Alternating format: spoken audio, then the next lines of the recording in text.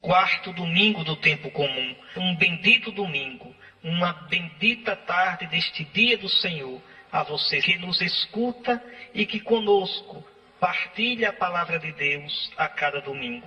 Quantas vezes eu digo a vocês, é uma alegria enorme para mim estar com vocês, partilhando a palavra de Deus. Veja, o tempo vai passando, brincando, estamos começando a 4ª semana deste santo tempo comum, o tempo verde, o tempo da esperança de cada dia. Meus queridos irmãos, veja, é claro que o tema da palavra de Deus deste domingo é a pobreza. Melhor ainda, o pobre. Você vai ver daqui a pouco no Evangelho que Nosso Senhor vai dizer: bem-aventurados os pobres de espírito. Pois bem, a pobreza que aparece aqui no profeta Sofonias, a pobreza que vai aparecer no Evangelho. Mas quem é o pobre na Bíblia? Na Bíblia, em primeiro lugar, o pobre é aquele que não tem do que viver. O pobre é aquele que é desvalido, que é despossuído. O pobre é aquele que sofre muitas vezes o fruto da opressão, a opressão dos grandes sobre os fracos, sobre os pequenos. O profeta Amós, o profeta Isaías, os profetas em geral, têm palavras muito duras contra aqueles que oprimem os pobres. Eu vou dar alguns exemplos, se você quiser anotar aí, é muito bom. Amós, capítulo 2, versículos 6 e seguintes. Amós 2, 6 e seguintes. Anote aí. Também Isaías, capítulo 10, versículo 2. Isaías, capítulo 10, versículo 2. E também o livro do Eclesiástico. Eclesiástico, capítulo 22, versículos 20 a 26. Eclesiástico, capítulo 22, versículos 20 ao 26. Eu vou dar uma lidinha só com vocês no texto do profeta Amós, só para que vocês vejam. Escutem. Amós 2, versículos 6 e seguintes. Assim falou o Senhor: por 3 crimes de Israel e por 4 não o revogarei, porque vendem o justo por dinheiro e o indigente por um par de sandálias. Eles esmagam sobre o pó da terra a cabeça dos fracos e tornam torto o caminho dos pobres. Um homem e seu pai vão à mesma jovem para profanar o meu santo nome. Eles se estendem sobre vestes penhoradas ao lado de qualquer altar e bebem vinho daqueles que estão sujeitos a multas na casa de seu Deus. Está aqui Deus condenando a insensibilidade, a opressão dos grandes de Israel sobre os fracos, sobre os pobres.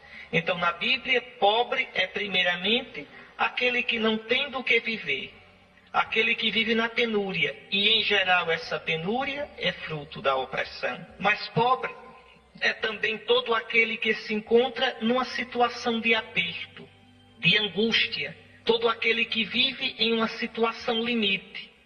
O pobre é o doente. O pobre hoje seria aquele que está na UTI. O pobre seria aquele filho que sofre porque seu pai e sua mãe vivem separados. O pobre é o drogado. Ou seja, o pobre é aquele diante de quem a gente diria, coitadinho.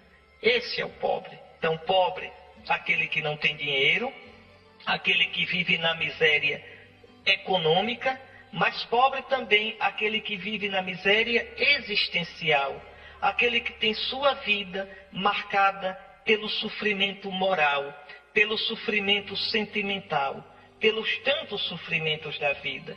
Você pode ver um exemplo disso no profeta Isaías, capítulo 38, versículos 9 ao 20. É a oração do rei Ezequias. Eu vou só dizer, você depois leia, está certo? Isaías 38, versículos 9 ao 20. O rei Ezequias teve uma doença grave e o profeta Isaías foi lá dizer a ele que ele iria morrer. Então o rei Ezequias, do fundo da sua angústia, reza ao Senhor. Ele diz assim: eu disse, no meio dos meus dias me vou. Para o resto dos meus anos ficarei postado às portas do Sheol. Eu disse, não tornarei a ver o Senhor na terra dos viventes. Já não contemplarei a ninguém entre os habitantes do mundo. Minha morada foi arrancada, removida para longe de mim, como tenda de pastores. Como tecelão, enrolei a minha vida, da urdidura ele me separou. Dia e noite me consumiste, clamei até o amanhecer. Como leão ele quebra todos os meus ossos. Dia e noite tu me consumias. Está aí. O rei Ezequias, tão rico de dinheiro. O rei Ezequias, tão rico de prestígio, de poder, mas é um pobre diante de Deus. Encontra-se fragilizado às portas da morte. E por isso faz essa oração. Então, pobres são esses todos. Alguns outros exemplos de pobre: o miserável que não tem o que comer nem onde morar, o leproso que vive fora da comunidade como um impuro. Lembra daquele leproso do Evangelho que se prostra diante de Jesus e diz: Jesus, filho de Davi, se tu queres, tu podes purificar-me. Está aí. O pobre é aquele doente grave que vive no sofrimento, o desprezado por causa de seus pecados, como os publicanos, as prostitutas. Então, pobre é todo aquele que é desvalido. Na Bíblia, pobre é todo aquele que sente o peso da vida. O peso. E quem de nós não sente, não é verdade? Quem de nós não experimenta, uns mais, outros menos? Pois bem, além deste sentido exterior da pobreza, os profetas foram encontrando um sentido ainda mais profundo. Pobre, o pobre verdadeiro, pobre em última instância, atenção, é aquele que tem consciência de que o homem precisa de Deus. Aquele que experimenta de modo profundo que somente o Senhor é o socorro e o refúgio inabalável de nossa vida. Assim, pobre de verdade, é aquele que é submisso à vontade divina. É aquele que sabe se abandonar com infinita confiança nas mãos de Deus. Esse é o pobre. É aquele que sabe que deve tudo a Deus. É aquele que não é o dono da sua vida. E nós não somos não, meus irmãos. Quem pode garantir que está vivo até o final do dia de hoje? Quem pode garantir totalmente o seu destino? Jeremias dizia: eu sei, Senhor, que não pertence ao homem o seu caminho. É verdade. Diante de Deus, somos todos pobres. Basta olhar essa leitura que acabamos de ouvir. Observe como aí o pobre é o mesmo que o humilde. Segundo Sofonias, o pobre é humilde. O pobre obedece os preceitos do Senhor. O pobre pratica a justiça, quer dizer, pratica os mandamentos de Deus. Eu já expliquei tanto isso, não é? Na Bíblia, o justo é o que pratica os mandamentos. O pobre é reto na sua ação, é reto no seu falar. Então, para a Bíblia, o pobre só de dinheiro não é pobre de verdade, não. O pobre que é orgulhoso, que é soberbo, que é impiedoso, não é pobre. Por isso Jesus vai falar no Evangelho em pobre de espírito. Quer dizer, aquele que a situação de pobreza exterior gera uma situação de humildade, de pobreza, de pequenez interior diante de Deus. Eis aqui. Observe que o profeta Sofonias vai insistir nisso. Buscai o Senhor, humildes da terra. Está vendo? Quer dizer, buscai o Senhor, pobres da terra, que pondes em prática seus preceitos. É o que pratica os preceitos, é o que pratica a justiça, quer dizer, os mandamentos de Deus. Esses procuram o Senhor com humildade e acharão refúgio no dia do juízo. Como é difícil, né? Ser pobre, como é difícil. Porque na hora do vamos ver, a nossa tendência é fazer a vontade da gente. É fazer a vontade da gente. Não, eu sou cristão, mas eu sou cristão do meu jeito. Não, eu sou cristão, mas eu cumpro os preceitos do Senhor quando acho que devo cumprir, do meu jeito, segundo a minha vontade. Então aí já não sou pobre, aí já não sou cristão de verdade. o pobre pelo menos tenha coragem de dizer: Senhor, tem piedade de mim, porque eu não vivo os teus mandamentos como deveria. Mas hoje alguns não só não cumprem os preceitos, mas cheios de soberba, ainda julgam o Senhor. Eu vou dar alguns exemplos. Por exemplo, uma pessoa que é casada, e então o seu casamento fracassou. Não vou agora entrar no detalhe se foi por culpa da pessoa ou não. Fracassou. O que é que o Senhor então esperaria dessa pessoa? Que ela ficasse sozinha. Que ela não se unisse a outra pessoa, porque já é casada e o casamento é indissolúvel. Mas aí vamos supor que essa pessoa não consiga. Essa pessoa precise realmente de alguém que lhe faça companhia. E então entre numa segunda união. Ora, claro que isso diante de Cristo está errado. O casamento é indissolúvel. O sacramento do matrimônio, isso está bem claro no Evangelho, é indissolúvel. Então aquela pessoa separou-se, não suportou e uniu-se a outra. Está errado.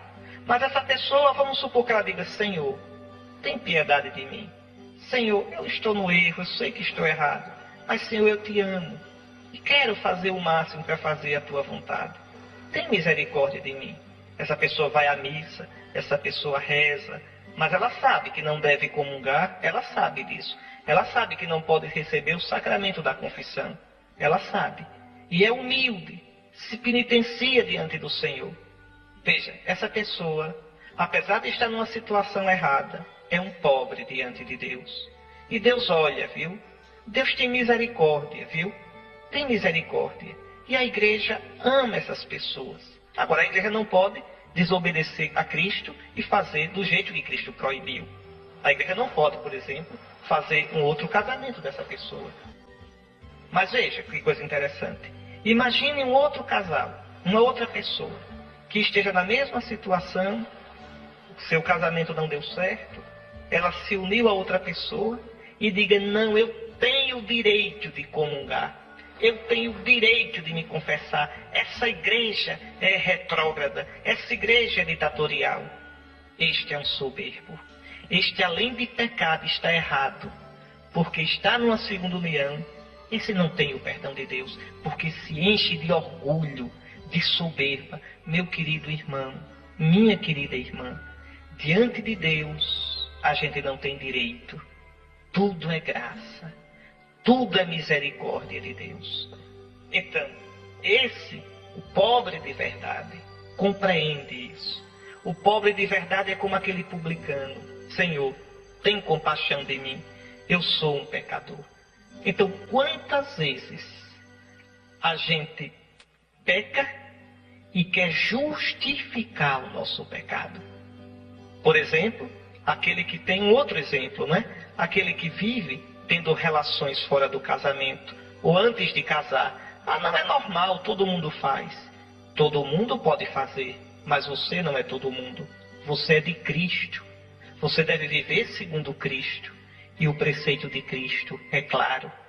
A vida sexual deve ser no contexto do matrimônio. E se eu fizer isso e cair por fraqueza, e procurar me corrigir, e procurar me confessar, aí você é um pobre. E Nosso Senhor, na sua bondade, perdoa, ajuda, tem misericórdia. Mas se você diz: eu faço como eu quero, eu vou lá escutar essa coisa velha de padre, de igreja, eu faço segundo a minha vontade, aí você é um soberbo. Aí você, diante de Deus, é cheio de dureza, cheio de si, e não terá a misericórdia nem o perdão de Deus. É isso que o profeta Sofonias está dizendo. Aquele que pratica a justiça do Senhor, o preceito do Senhor, aquele que é humilde diante do Senhor, este encontrará um refúgio no dia da cólera do Senhor. E então Sofonias, em nome de Deus, promete: deixarei entre vós um punhado de homens humildes e pobres, e no nome do Senhor esse punhado porá sua esperança. Esse punhado que é o resto de Israel. Desse resto de Israel nascerá a igreja. Mas veja, esse resto de Israel sempre continuará um resto pobre. No meio hoje da igreja, de tantos cristãos soberbos, de tantos cristãos que se acham donos da verdade e não querem mais obedecer, não obedecem à palavra da igreja, que é a única intérprete autorizada, a única intérprete com autoridade da Escritura e dos preceitos do Senhor. E aí cristãos cheios de soberbas, esses não são o resto santo de Israel. O resto santo de Israel são aqueles que obedecem ao Senhor. É isso que o profeta Sofonias está querendo dizer. Então, diante dos pecados de Israel, do povo do Antigo Testamento, pecados motivados pelo orgulho de fazer sua vontade e não a de Deus, o profeta anuncia que no fim de tudo, nos dias do Messias, o verdadeiro povo de Deus será formado por um resto pobre e humilde, isto é, por aqueles que colocarão no Senhor sua confiança. Eis aqui, meu querido irmão, minha querida irmã, o sentido dessa primeira leitura de hoje. Aqui vale a pena a gente pensar. O homem de hoje, do alto de sua ciência, do alto de seu consumismo, do alto de sua vida desregrada, é pobre diante de Deus? Nossa sociedade atual, de modo geral, é pobre ante a face do Senhor?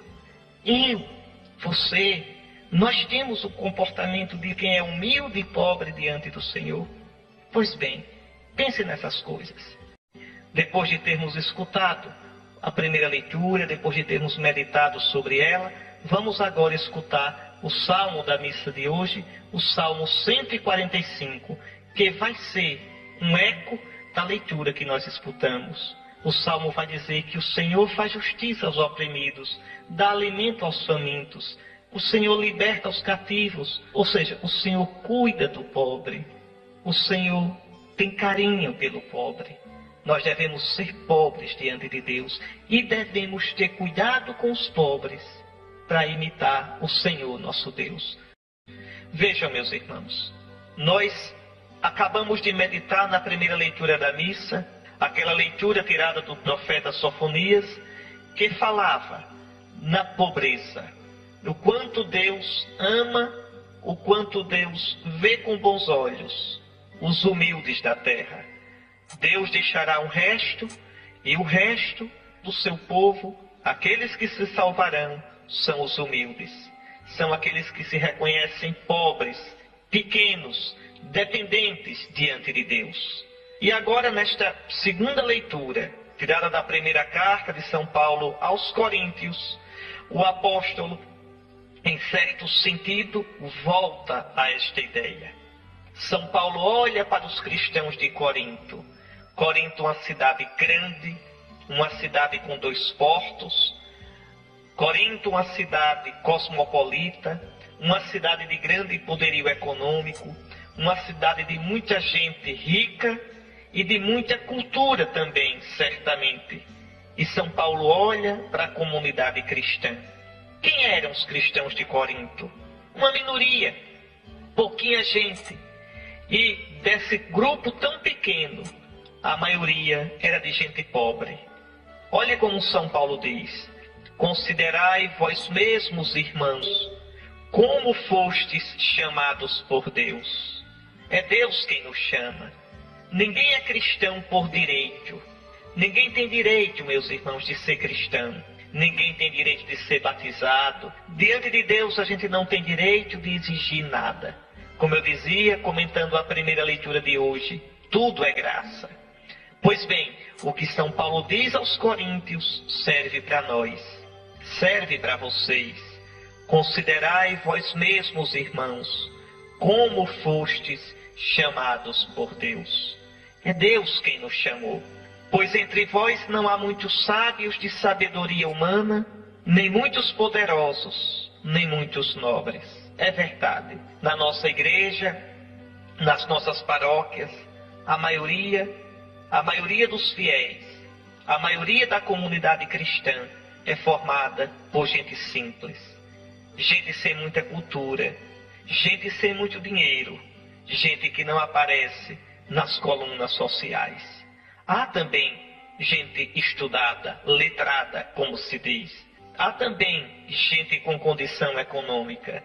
Há também gente famosa, mas não são estes a maioria, de modo nenhum. E aí São Paulo vai explicar o motivo disso. E é um motivo tão belo, um motivo surpreendente. Na verdade, Deus escolheu o que o mundo considera como estúpido para assim confundir os sábios. Deus escolheu o que o mundo considera como fraco para assim confundir o que é forte. Deus escolheu o que para o mundo é sem importância e desprezado, o que não tem nenhuma serventia, para assim mostrar a inutilidade do que é considerado importante, para que ninguém possa gloriar-se diante dele. Pense na cruz de Jesus. Pense na cruz do Senhor. E pense nisso que São Paulo está dizendo. A coisa mais estúpida do que a cruz? A loucura maior do que a cruz? O inocente que morre, aparentemente abandonado por Deus e por todos, que perde a vida de um modo aparentemente sem sentido, doloroso, de derrota. Pois bem, a coisa mais estúpida que essa, e no entanto, ali se manifesta a sabedoria de Deus. E aquele que é aberto para o Espírito de Deus, aquele que se deixa guiar pelo Espírito de Cristo, vê na cruz a sabedoria do Senhor. Pois bem, Deus escolheu a estupidez da cruz para confundir os sábios do mundo, como Deus escolheu os pobres para confundir os cheios de si, aqueles que se acham sábios a seus próprios olhos, aqueles que se acham autossuficientes. Deus escolheu o que o mundo considera como fraco, e não tem coisa mais fraca do que Jesus na cruz. Fraco, indefeso, derrotado, pois Deus escolheu a fraqueza da cruz para confundir o que é forte. E continua assim, meus irmãos, na nossa história. É na nossa fraqueza que se manifesta a força de Deus. É naquilo que parece estúpido e sem sentido aos olhos do mundo que a gente pode encontrar a sabedoria de Deus. Deus escolheu o que para o mundo é sem importância e desprezado, como um crucificado, desprezado, derrotado, sem poder, sem serventia. Pois bem, Deus escolheu como instrumento de salvação, para assim deixar claro que a lógica de Deus não é a nossa lógica, e que se alguém quiser se gloriar, não se glorie em si, mas no Senhor. Meus irmãos, como é difícil compreender a lógica da cruz. Não se entende, não se compreende simplesmente com a cabeça. Somente podemos entender a lógica da cruz, que é a lógica de Deus, com o coração. E com o coração que se deixa guiar pelo Espírito Santo. Esta leitura de hoje, isto que São Paulo está falando, não é uma teoria, meus irmãos, é uma realidade. É a realidade central do cristianismo. Nós cremos que a lógica de Deus é diferente da nossa lógica, que a lógica de Deus ultrapassa a nossa lógica, que a lógica de Deus, do Deus de Jesus Cristo, não se mostra na grandeza, na facilidade, no poder, nos mega eventos. Não, a lógica de Deus. E eu digo tanto isso aqui a vocês, digo tanto, já disse tanto nessas horas católicas. A lógica de Deus manifesta a sua glória no que é pequeno, na fidelidade do dia a dia, no amor mostrado nas pequenas coisas, no sofrimento vivido com paciência, na entrega confiante a Cristo e por Cristo e como Cristo. E aí São Paulo vai dizer: é graças a Cristo, é graças a Deus, é graças ao Deus que vos chamou, que vós estáis em Cristo Jesus. Ou melhor ainda, que vós sois em Cristo Jesus. Vós não sois do vosso modo, vós não existis do vosso modo. É graças a Deus que no batismo vos consagrou na crisma vos ungiu, na Eucaristia vos alimenta. É graças a Deus que vós estáis, que vós sois, que vós viveis em Cristo Jesus. Então a nossa lógica, a lógica do cristão, não pode ser a lógica do mundo. O sentimento do cristão não pode ser o sentimento do mundo. O cristão deve ter a lógica de Cristo. O sentimento de Cristo deve seguir o caminho de Cristo. E aí São Paulo vai dizer, este Cristo que se tornou para nós, exatamente pela sua humildade ao se fazer homem, pela sua humilhação ao ser crucificado, se tornou para nós, da parte de Deus, sabedoria, justiça, quer dizer, libertação, santidade, santificação e libertação, para que quem se gloria, glorie-se no Senhor. Meus irmãos, quando a gente lê com atenção a Sagrada Escritura, quando a gente ouve com o coração o Novo Testamento, a gente percebe que somente com a inteligência da gente, que somente com o instinto da gente, com a vontade, com a sensibilidade, com o sentir da gente, a gente jamais vai entender as coisas de Deus. Vai não, vai não. É preciso uma conversão. É preciso que eu saia de mim do meu jeito para compreender, para pensar, para viver do jeito de Cristo. É preciso que eu saia de mim com a minha lógica para me encontrar de verdade na lógica de Deus. Meu irmão, minha irmã, nunca esqueça. A lógica de Deus, o modo de agir de Deus manifesta-se superabundantemente na cruz de Jesus. Quem foge da cruz, quem não consegue nas cruzes da vida encontrar a cruz do Senhor, jamais conhecerá Jesus Cristo de verdade. Pode ser diácono, padre, bispo, papa, pode ser teólogo, pode ser o que for. Só entende o Cristo, só conhece o Cristo, só conhece o coração do Pai de Jesus quem de verdade compreendeu com o coração a lógica da cruz. E não se pode compreender a lógica da cruz sem abraçar amorosamente a cruz na própria vida. Pois bem, vejam então quem somos nós. Um punhado de pessoas, na sua maioria gente do povo, simples, como aquele povo que vai na procissão. Gente tão humilde, gente tão simples, gente da qual os soberbos zombam, mangam, olha os bobos, olha os tolos, olha os ignorantes. No entanto, estes o Senhor escolheu. Estes experimentam no coração a alegria de crer, a ternura de Deus, a esperança da vida eterna. Estes são bem-aventurados. Este é o povo santo de Deus. Estes confundem a sabedoria dos sábios e a força dos fortes. Que Nosso Senhor nos dê um coração assim humilde. Que Nosso Senhor nos ajude a nos manter até o fim no seu povo, no seio do seu povo santo, que é a Igreja Nossa Mãe. Amém. Vamos, meus irmãos, meditar um pouco nesse texto do Evangelho que acabamos de escutar. É importante a gente compreender um pouco a teologia do Evangelho de São Mateus. O primeiro evangelista, o primeiro dos 4 evangelhos, quer mostrar que Jesus é o novo Moisés, que Jesus é o Moisés verdadeiro. São Mateus quer mostrar que nosso Salvador Jesus Cristo é o profeta anunciado por Moisés, no Deuteronômio, capítulo 18, versículo 15. Vale a pena, ler esse versículo. Deuteronômio 18, 15. O Senhor Deus fará surgir no vosso meio um profeta como eu. Então, Moisés, segundo a tradição dos judeus, segundo o Deuteronômio, Moisés promete um profeta que seria como ele.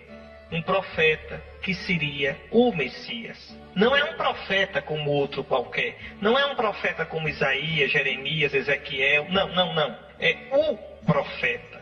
O profeta com P maiúsculo. aquele que encarna em si a palavra de Deus. Pois é interessante que no Evangelho de João, você pode olhar no capítulo 1, versículo 21, os judeus perguntam a João Batista: és tu o profeta? Quer dizer, és tu o profeta anunciado por Moisés no Deuteronômio? E João vai dizer: não sou. Pois Mateus quer mostrar que Jesus é este profeta. E como é que Mateus mostra isso? Vou lhe dizer. Primeiro, na narrativa da infância de Jesus. Aí Jesus é perseguido por Herodes, como Moisés foi perseguido pelo faraó. Interessante, como o faraó mandou matar as criancinhas e Moisés escapou, assim também Herodes mandou matar as criancinhas e Jesus escapou. Depois, quer ver uma outra coisa? Mateus organiza a pregação de Jesus em 5 discursos, em 5 grandes sermões, como Moisés escreveu, segundo a tradição, os 5 livros da Torá, da lei dos judeus. Moisés, segundo a tradição, escreveu a Torá, o Gênesis, o Êxodo, Números, Levítico, Deuteronômio. Assim também, Jesus pronuncia 5 discursos no Evangelho de Mateus. Vamos ver esses discursos. Se você quiser anotar, se quiser olhar na sua Bíblia depois. Primeiro, o Sermão da Montanha, dos capítulos 5 ao 7º. Depois, segundo, o Sermão sobre a Missão, no capítulo 10º. Aí Jesus chama os 12 e os envia em missão. Depois, e aí é o meio, o centro do Evangelho de Mateus, o terceiro sermão, o Sermão das Parábolas do Reino, no capítulo 13. Aí Jesus vai dizer o que é o reino dos céus que ele veio trazer. Depois, o quarto sermão, o Sermão sobre a Igreja, no capítulo 18. Ali Jesus vai falar sobre o perdão na comunidade, sobre a autoridade que deve servir, a autoridade que deve buscar a ovelha que se transviou, a oração em comum, a repreensão, a correção dos irmãos. É aí, nesse quarto sermão, o sermão sobre a igreja. E por fim, o quinto, o sermão sobre o fim dos tempos, dos capítulos 24 ao 25. Então, 5 sermões, como foram 5 os livros que Moisés escreveu. Um outro traço de Jesus que Mateus usa para lembrar Moisés é o fato de Jesus se revelar na montanha, o que recorda o Monte Sinai, quando Deus se revelou a Moisés. Jesus prega a mensagem do reino no Sermão da Montanha e mostra seu poder de ressuscitado sobre uma montanha lá no final. Pode olhar, Mateus 28, versículo 16. Jesus se manifesta ressuscitado no monte e de lá sobe aos céus. Então, para Mateus, Jesus é o novo Moisés, maior que Moisés, o verdadeiro Moisés, o Messias, aquele que traz a palavra definitiva de Deus, aquele que Moisés tinha anunciado no livro do Deuteronômio. Observe também como no Evangelho de hoje, Jesus aparece como um mestre, sentado não na cátedra de Moisés, mas na sua cátedra de mestre. O Evangelho diz que Jesus subiu uma montanha e sentou-se. Sentou-se como o mestre se senta na sua cátedra para ensinar. Ele sobe ao monte, senta-se. Os discípulos se aproximam e Jesus lhes ensina. Para compreender como Mateus quer realmente mostrar Jesus como o novo Moisés, compare o modo de Lucas narrar as bem-aventuranças. É totalmente diferente. Pode olhar, Lucas capítulo 6, versículos 20 ao 23. Totalmente diferente. Aí, Jesus desce da montanha, vai à planície, encontra uma multidão e prega. Veja, é diferente de Mateus. Em Mateus, Jesus sobe ao monte e na montanha, sentado, ele prega. Bom, vamos agora falar um pouquinho sobre as bem-aventuranças. Essas bem-aventuranças que são tão conhecidas da gente e das quais trata o Evangelho de hoje.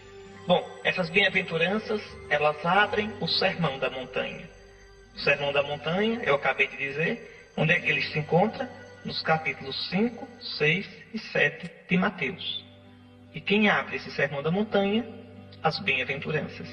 Note que todas elas podem ser resumidas numa só. Bem-aventurados os pobres em espírito, porque deles é o reino dos céus. Está aí. Aí está resumido tudo o que Jesus disse. Aí estão resumidas as bem-aventuranças todas. Felizes os pobres em espírito. Lembre da primeira leitura. Lembre da segunda que eu já expliquei. Então, felizes aqueles que são abertos para Deus. Felizes aqueles que são humildes diante do Senhor, que reconhecem que tudo é dom dele, que tudo é graça. Aqueles que se abrem para Deus. Nesses, Deus pode reinar de verdade. Nesses o reino entra e eles entram no reino. Então, bem-aventurados os simples, os humildes, os pobres, como aqueles publicanos, como aqueles pecadores, como aqueles coitados que se abriram para Jesus, como os apóstolos que o aceitaram, que o seguiram. Então, bem-aventurados os pobres em espírito, porque eles deixam que Deus reine neles. O reino entra neles, então o reino é deles. Deles é o reino dos céus. As outras bem-aventuranças são um desdobramento, são uma explicitação, são uma explicação dessa primeira bem-aventurança. Por exemplo, bem-aventurados os aflitos, porque serão consolados. Então, o que é que Jesus quer dizer? É bom sofrer? É não. Ninguém quer sofrer. E como é que um aflito é bem-aventurado? É bem-aventurado porque na sua aflição ele experimenta o consolo de Deus. Ele experimenta quando ninguém pode mais consolá-lo, quando nenhuma consolação humana basta. Ele experimenta no seu coração, se ele não for orgulhoso, se ele for humilde, se ele for pobre diante de Deus, ele experimenta o carinho de Deus, o amparo de Deus, a consolação de Deus. Eis aqui, bem-aventurados os aflitos, porque serão consolados, não pela bajulação dos outros, não pelas ilusões do mundo, mas pelo próprio Deus. E aí ele é feliz, porque experimentou de verdade que Deus é próximo e que Deus consola. Bem-aventurados os mansos, porque possuirão a terra. Quem é o manso? O que não agride. Quem é o manso? O que coloca a sua esperança em Deus. Senhor, Tu és o meu juiz. Senhor, Tu és a minha defesa. Senhor, Tu és o meu advogado. Bem-aventurado esse, porque possui a terra. O manso é dono da maior riqueza. É dono do seu próprio coração. Não é escravo da sua paixão. Não é escravo da sua ira, do seu rancor, da sua violência. Ele possuirá a terra, porque se dominou a si próprio.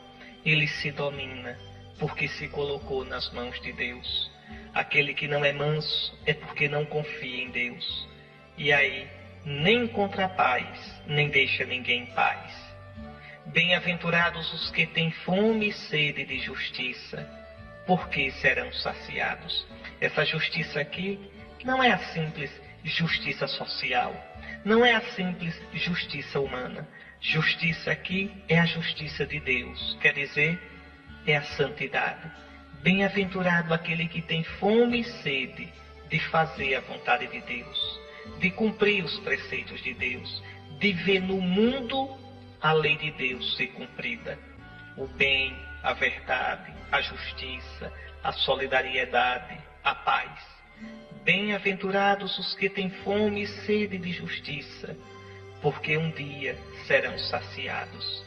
Mas cuidado, quando são saciados porque experimentam que Deus é justo, que Deus é santo e que Deus um dia julgará toda a humanidade. E como canta Nossa Senhora no hino dela, Ele despedirá os ricos sem nada e saciará os humildes. Ele deixará os saciados com fome e saciará os famintos. Então, bem-aventurados os que têm fome e sede de justiça e colocam em Deus a sua esperança. O Senhor não vai decepcioná-los. O Senhor um dia julgará a terra. Depois, bem-aventurados os misericordiosos, porque alcançarão misericórdia. Aquele que é pobre diante de Deus, aquele que confia no Senhor, aquele que não se julga perfeito nem autossuficiente, abre-se para a misericórdia de Deus. Reconhece sua pequenez, sua fraqueza, e experimenta como Deus se dobra sobre ele, como Deus é bom. Então, quanto mais você é misericordioso com os outros, mais você experimenta a misericórdia de Deus, porque você se vê como os outros, necessitado da misericórdia, necessitado de compreensão, necessitado de perdão. Quem é autossuficiente não sabe perdoar. Quem é autossuficiente não tem misericórdia, porque acha que não precisa de misericórdia. E aí nunca vai experimentar a misericórdia de Deus. Depois, bem-aventurados os puros de coração, porque verão a Deus. Quem é o puro de coração? Em geral a gente pensa, é o que é casto, é o que guarda puro o seu corpo. Não é só isso, não. Puro de coração é isto também, mas é muito mais que isso. Puro de coração é aquele que vê como Deus vê. É aquele que vê, que sente, que julga, que pesa as coisas com o coração de Deus. Esse é puro de coração e vê Deus em todas as coisas. Por isso Jesus diz, bem-aventurados os puros de coração, porque verão a Deus. Já começam a ver Deus nesta vida, como diz o cântico, em tudo o que me acontece, encontro o teu amor. Só o puro de coração pode encontrar o amor de Deus em tudo. Depois, bem-aventurados os que promovem a paz, porque serão chamados filhos de Deus. Isso, Deus é paz, é Shalom. E Deus nos deu a paz no seu Filho Jesus. Pela sua cruz bendita, pela sua morte e ressurreição, nós temos a paz. Aquele que promove a paz, não é uma paz qualquer, viu? Não é simplesmente um acordo para evitar a violência. Não, paz aqui é primeiro a paz com Deus. A abertura para Deus, o ser pobre diante de Deus. Essa paz com Deus leva a paz comigo mesmo. E a paz que eu tenho comigo se torna paz com os outros, paz com o mundo. Então, bem-aventurados os que promovem a paz, porque serão chamados filhos de Deus. E bem-aventurados os que são perseguidos por causa da justiça, porque deles é o reino dos céus. Mas que justiça? A justiça do reino, quer dizer, a santidade, a vontade de Deus. Então, bem-aventurados os que são perseguidos, porque buscam a vontade de Deus, porque defendem a vontade de Deus, porque defendem os mandamentos de Deus. Deles é o reino dos céus. E por último, bem-aventurados sois vós, sou eu, é você, meu irmão, é você, minha irmã, quando vos injuriarem e perseguirem e mentindo disserem todo tipo de mal contra vós por causa de mim.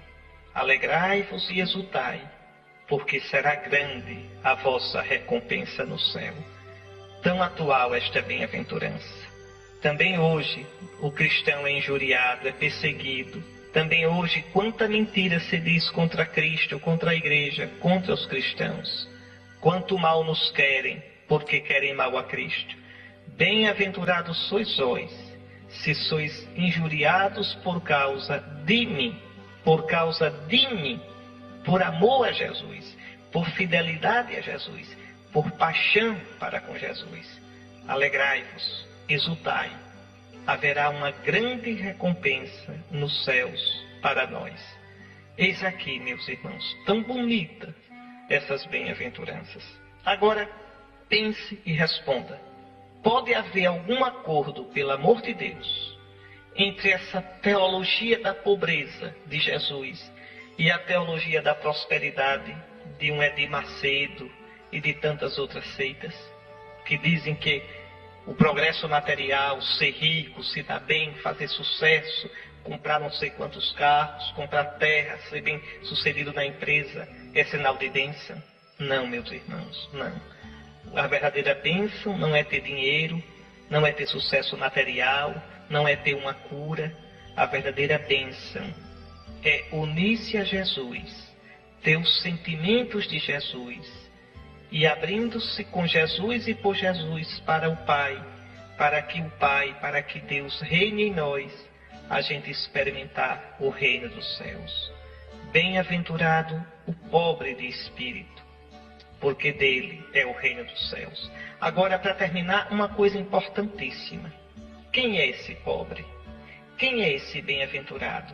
É Jesus, meus irmãos. É Jesus. Jesus é o pobre por excelência.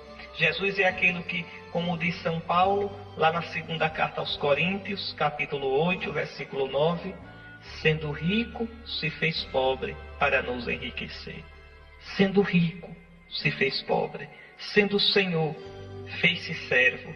Sendo Deus, fez-se homem para nos dar a vida divina. É esse Jesus que lá em Zacarias, capítulo 9, versículo 9, lá no profeta Zacarias, está dito que ele vem humilde e manso, montado no jumentinho, filho de uma jumenta. Ou seja, vem não no cavalo de guerra, como dominador, como senhor, como triunfador. Vem no jumentinho, que era o instrumento de trabalho dos servos, para levar lenha, levar água, levar mercadoria. Ele vem como pobre, um Messias pobre. É esse Cristo que está lá em Isaías, como servo sofredor, que tomou sobre si as nossas dores, que se fez pobre. É dele que a Escritura diz, ele tomou os nossos sofrimentos sobre si, nossas dores ele carregava. Nós o tínhamos como vítima do castigo, ferido por Deus, humilhado. Olhe lá, por exemplo, Isaías 53, versículo 4. É esse Jesus, esse pobre, que aparece no Salmo 21, 22. Meu Deus, por que me abandonaste? E então o versículo 25, tão forte. Ele não desprezou, não desdenhou a pobreza do pobre. É Deus que não desprezou Jesus na cruz. Não lhe ocultou a sua face, mas o ouviu quando a ele gritou. É nosso Jesus, o pobre. Então, nas bem-aventuranças, Jesus está falando dele mesmo. A gente não precisa olhar cada bem-aventurança. Basta a gente olhar a primeira. Bem-aventurados os pobres de espírito, e olhar Jesus. Olhando Jesus, a gente aprende o que é ser pobre. Olhando Jesus, juntando o nosso coração ao dele, a gente é bem-aventurado. Por isso ele vai dizer em Mateus 11, versículos 28 a 30. Aprendei de mim, vinde a mim. Eu sou manso e humilde de coração. Está vendo? Eu sou manso, eu sou pobre, eu sou humilde. O meu jugo é suave, o meu fardo é leve. Vinde a mim, todos vós que estáis cansados, todos vós que penais, eu vos aliviarei. Veja lá em Mateus 11, 28 a 30.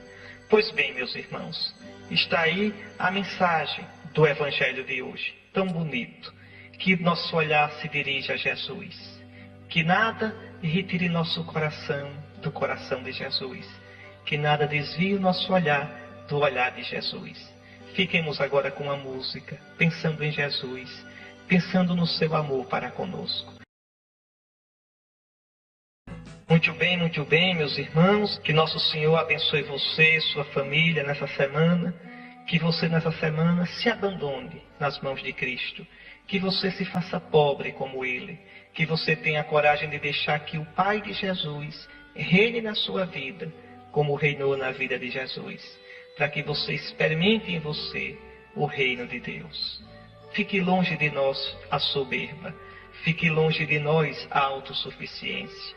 Fica longe de nós o verdadeiro sacrilégio, a verdadeira blasfêmia de dizer a vida é minha, eu faço o que eu quero. Não, a vida nossa pertence a Deus. Somos teus, Senhor, para ti nascemos. O que quiseres fazer de nós, nós estamos dispostos a acolher tua santa vontade.